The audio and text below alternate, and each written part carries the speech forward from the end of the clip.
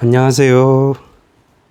오늘은 소그룹 공과 제37과 살아있는 순교자 요한에 대해서 함께 나누어 보도록 하겠습니다. 오늘 나누실 하나님의 말씀은 요한복음 19장 26절에서 27절까지의 말씀입니다. 제가 하나님의 말씀을 봉독해 드리겠습니다. 예수께서 자기의 어머니와 사랑하시는 제자가 곁에 서 있는 것을 보시고 자기 어머니께 말씀하시되 여자여 보소서 아들이니이다 하시고 또 그 제자에게 이르시되 보라 내 어머니라 하신대 그때부터 그 제자가 자기 집에 모시니라. 아멘.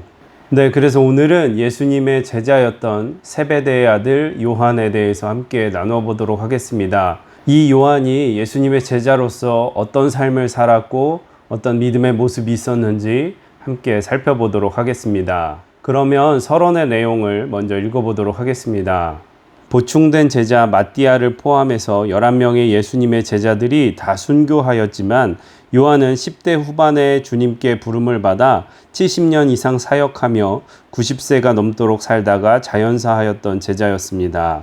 그런데 많은 사람이 사도 요한을 평가하기를 사도 요한은 순교하지는 않았지만 살아있는 순교자의 삶을 살았던 사람이라고 평가합니다. 요한은 매일의 삶을 순교하는 자와 같이 고귀하게 살아냈다는 의미입니다. 요한이라는 이름은 뜻은 하나님은 은혜로우시다입니다. 사랑의 사도라고 불리었던 요한은 과연 어떤 사람이었습니까? 어떻게 요한이 사랑의 사도로 살아있는 순교자의 삶을 살아갈 수 있었겠습니까?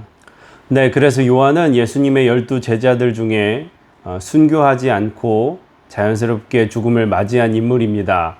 그럼에도 불구하고 그의 삶은 순교자적인 삶을 살았기 때문에 그가 순교하지 않았다고 해서 그의 믿음이 약하다거나 부족했던 것은 절대 아님을 우리가 알 수 있습니다. 또한 그는 예수님이 가르쳐 주신 사랑에 대해서 계속적으로 이야기하는 인물이었기 때문에 사랑의 사도라고도 불렸습니다. 그러면 요한의 어떠한 모습이 순교자적인 삶과 사랑의 사도라는 이름을 갖게 했는지 한번 지금부터 살펴보도록 하겠습니다. 그러면 본론의 내용을 읽어보도록 하겠습니다.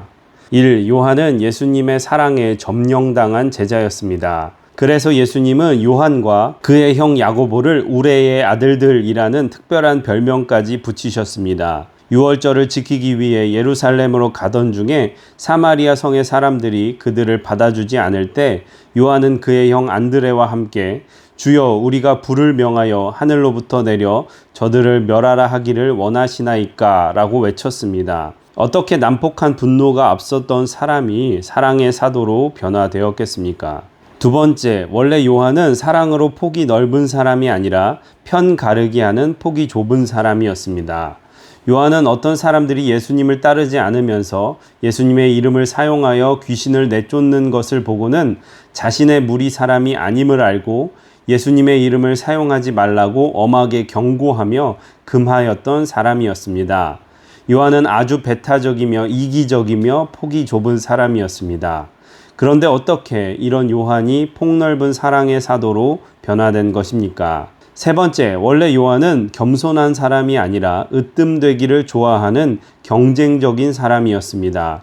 형제 야고보와 요한은 예수님께서는 십자가를 지기 위해 예루살렘으로 올라가실 때 주님께서 영광 중에 서게 될 때 우리를 하나는 우편에 하나는 좌편에 앉게 해달라고 당돌하게 으뜸되는 자리를 요구했던 경쟁적인 사람들이었습니다. 요한은 최고의 자리를 얻지 못하면 참을 수 없는 사람이었습니다. 어떻게 겸손이 아니라 최고만을 경쟁적으로 탐하였던 요한이 사랑의 사도로 변할 수 있었습니까? 이 요한의 자화상, 분노가 앞서고 배타적이고 이기적이며 폭이 좁고 겸손이 아니라 늘 높은 자리를 얻기 원하는 모습이 오늘날의 우리의 모습과 같다고 생각하게 되었습니다. 이와 같은 요한이 사랑의 사도로 변화될 수 있었던 것은 요한에게 주님의 사랑이 부어지고 또 부어졌기 때문입니다. 그래서 요한이 신약 성경에 남긴 5권의 성경, 요한복음, 요한 1, 2, 3서, 요한계시록에는 사랑이라는 말이 무려 80번 이상 언급되고 있습니다. 특별히 요한복음에서는 무려 6번 이상의 자기 본명을 밝히는 대신에 주님의 사랑받는 제자라고 주님의 사랑에 점령당한 자기 자신을 고백하고 있습니다. 요한일서 4장 8절에서는 하나님은 사랑이시라 라고 요한이 최초로 고백하였습니다. 우리는 성경을 다시 펴고 우리를 향한 하나님의 사랑을 다시 공부하고 묵상해야 합니다. 예수님의 사랑이 우리를 점령해야 우리가 진정으로 변화된 인생으로 살아갈 수 있습니다. 사도 요한이 살아있는 순교자로 매 순간 살 수 있었던 것은 그가 주님의 사랑에 점령당했기 때문입니다. 네, 그래서 요한을 살펴보면 사실 요한도 단점이 굉장히 많은 제자였지만 그가 주님을 따라다니면서 주님의 사랑이 끊임없이 그에게 부어졌기 때문에 그가 그런 단점에도 불구하고 사랑의 사도로서 순교자적인 삶을 살았던 사람으로서 주님께 믿음으로 살 수 있었다고 이야기하고 있습니다. 우리도 인생을 살다 보면 우리 안에 단점도 많이 있고 약점도 많이 있습니다. 그러나 우리가 주님의 사랑을 깨닫고 늘 그 사랑 가운데 거하면 하나님의 사랑이 우리의 약점과 단점을 바꾸어 주셔서 하나님의 온전한 사람으로, 사랑의 사람으로 세워주실 줄 믿습니다. 우리 모두 주님의 사랑을 깨닫고 그 사랑 안에 거하시기를 부탁을 드립니다. 그러면 계속해서 두 번째 문단도 읽어보도록 하겠습니다.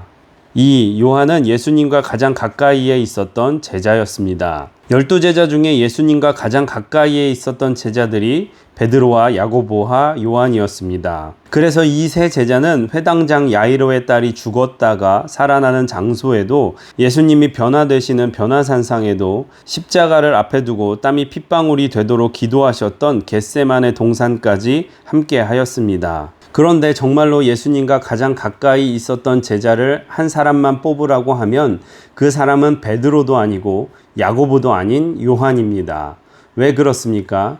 예수님의 제자 중 하나 곧 그가 사랑하시는 자가 예수의 품에 의지하여 누웠는지라. 그가 사랑하시는 자는 요한을 가리킵니다. 요한이 예수님의 품에 의지하여 누워 있습니다. 얼마나 예수님과의 거리가 가깝습니까? 그리고 예수님의 십자가 아래에까지 나아가 예수님이 물과 피를 다 흘리신 것을 마지막까지 보았던 제자가 누구입니까? 그 제자가 바로 사도 요한이었습니다. 그래서 예수님께 친형제들이 있었지만 이 요한에게 십자가 위에서 예수님께서 친어머니 마리아를 맡기며 보라 내 어머니라고 하셨습니다. 이후로 요한은 예수님의 어머니를 일평생 자신의 어머니와 같이 모시고 살았습니다. 요한은 누구보다도 가장 근접한 거리에서 누구보다도 오랫동안 주님을 섬겼습니다. 성도의 진정한 변화는 예수님과 나와의 거리에서 오는 것입니다. 사도 요한이 주님의 사랑하시는 제자로 변화된 것은 그 어떤 사람보다도 주님과 가까운 거리에서 주님과 깊은 교제 속에 있었기 때문입니다. 여러분의 주님과의 거리는 얼마나 되십니까? 사도 요한이 사랑의 제자로 변화된 것은 그가 누구보다도 주님과의 거리가 가까웠기 때문입니다. 세상이 우리를 하나님과 갈라놓으려고 하면 할수록 우리에게 더욱 필요한 것은 주님과 연결되는 것입니다. 주님과의 거리가 더욱 가까워져야 합니다. 네, 우리가 살펴보면 예수님을 가까이 따라다니는 제자들이 몇 명 있었지만 그 중에 예수님과 가장 가까운 거리를 유지했던 것은 바로 요한이었습니다. 성경의 표현에 의하면 요한은 예수님의 품에 의지하였다고도 이야기하고요.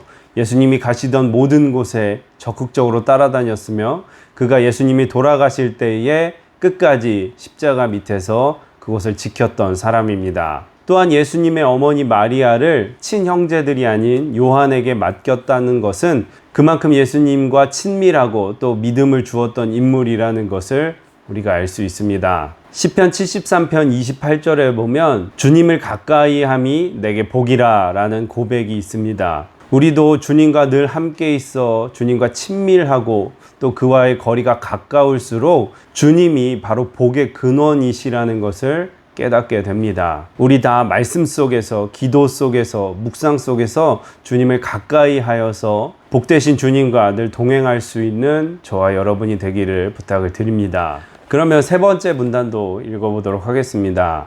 3. 요한은 예수님의 마음을 알고 예수님의 마음으로 살았던 제자였습니다. 최후의 만찬 자리에서 예수님께서 너희 중에 하나가 나를 팔리라고 하실 때 예수님의 품에 의지하여 누워 있었던 제자가 사도 요한이었습니다. 저는 여기에서 사도 요한이 어린아이와 같이 그저 예수님의 품에 안기어 있는 것을 묘사하려고 했다고 생각하지 않습니다. 왜 사도 요한이 예수님의 품에 안기어 있는 것입니까? 예수님의 가장 고통의 순간, 사랑하는 제자가 당신을 팔려는 그 순간, 그 이야기를 할 때에 요한이 예수님의 품에 의지하여 있었습니다. 그리고 누가 예수님을 팔게 될 것인지 물었던 제자 또한 요한이고, 그 사람이 누구인지를 가장 먼저 안 제자 역시도 요한이었습니다. 아마도 요한은 그때 예수님의 슬픈 심장박동 소리를 들었을 것입니다. 예수님의 가슴 미어지는 아픔을 그 예수님의 품에서 함께 느꼈을 것입니다. 사도 요한은 예수님의 그 심장박동 소리를 평생 기억하였을 것입니다. 요한은 예수님의 마음을 품은 제자였습니다. 예수님과 같은 심정을 가진 제자였습니다. 기독교 역사에 보면 이런 이야기가 전해집니다. 요한이 복음을 전하다가 에베소에서 또 한 번 잡히게 되었습니다. 그래서 독사굴 속에 집어넣음을 당하고 또 한 번은 끓는 물에 던져졌습니다. 그런 상황 속에서도 하나님은 놀랍게 요한을 살리셨습니다. 그러나 요한의 몸은 만신창이가 되었고 최후에는 들것에 실려 살아야만 했습니다. 들것에 실려 종종 성도들이 모인 곳에 참석하여 그를 앉혀놓으면 사도 요한은 이렇게 설교하였다고 합니다. 소자들아 서로 사랑하라. 어느 날 한 성도가 선생님은 그 설교를 수십 번도 더 하셨습니다. 이제 새 설교는 없습니까? 라는 말을 했습니다. 그때 사도 요한은 다시 말하기를 새 계명을 너희에게 주노니 너희는 서로 사랑하라 라고 말했습니다. 이것이 요한의 마지막 모습이었고 그는 약 AD 100년경에 마지막까지 주님의 사랑을 전하다가 죽었습니다. 요한은 예수님의 마음에 점령되어 예수님의 마음을 알고 예수님의 마음으로 살았던 제자였습니다. 우리의 마음은 과연 무엇에 점령되어 살고 있습니까? 네, 그래서 성경의 표현을 보면 요한은 예수님께서 사랑하시는 제자, 물론 모든 제자들을 사랑하셨겠지만 그가 예수님과 늘 가까이 동행하였기 때문에 예수님의 사랑을 더욱더 깊이 느낄 수 있는 제자였다고 생각합니다. 요한은 그 사랑을 알았기 때문에 복음으로 인해서 순교와 같은 어려운 삶을 살았지만 그는 그 사랑을 전할 수 있는 사랑의 사도가 될 수 있었습니다. 주님의 사랑은 우리의 모든 것을 덮고도 남습니다. 주님의 사랑은 우리의 모든 것을 채우고도 넘칩니다. 우리 다 그 사랑을 깨달아서 사도 요한처럼 우리도 사랑할 수 있는, 사랑을 전할 수 있는 주님의 제자들이 되기를 주님의 이름으로 부탁을 드립니다. 네, 이렇게 해서 소그룹 공과 제37과 성경의 인물 요한에 대해서 함께 나누어 보았고요. 나눔과 삶의 적용을 천천히 읽어보시기를 바랍니다.